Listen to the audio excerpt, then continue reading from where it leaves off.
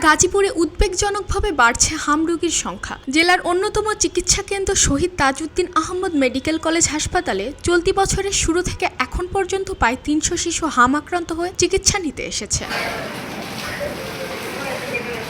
হাসপাতাল সূত্রে জানা যায় ২০২৬ সালের জানুয়ারি থেকে ১৯ এপ্রিল পর্যন্ত মোট ২৮৭ জন হাম রোগী হাসপাতালে ভর্তি হয়েছেন। এর মধ্যে চিকিৎসা শেষে ২৪০ জন সুস্থ হয়ে বাড়ি ফিরেছেন। এদিকে গত ২৪ ঘন্টায় নতুন করে ২৩ জন রোগী ভর্তি হয়েছেন। একই সময়ে ২৫ জন রোগী সুস্থ হয়ে হাসপাতাল ছেড়ে বাড়ি ফিরেছেন।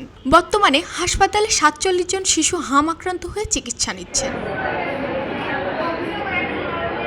চিকিৎসকরা বলছেন, শিশুদের মধ্যেই হাম রোগের প্রকোপ বেশি দেখা যাচ্ছে। তাই অভিভাবকদের শিশুদের নিয়মিত টিকাদান কর্মসূচির আওতায় আনার আহ্বান জানিয়েছেন তারা। পাশাপাশি হাম রুবেলা প্রতিরোধে সচেতন থাকার পরামর্শও দেওয়া হয়েছে। এদিকে হাসপাতালের পরিচালক ডাক্তার আমিনুল ইসলাম জানিয়েছেন, পরিস্থিতি মোকাবেলায় জাতীয়ভাবে টিকাদান কার্যক্রম জোরদার করা হচ্ছে। পাশাপাশি হাসপাতালে চিকিৎসা সেবাও বাড়ানো হয়েছে।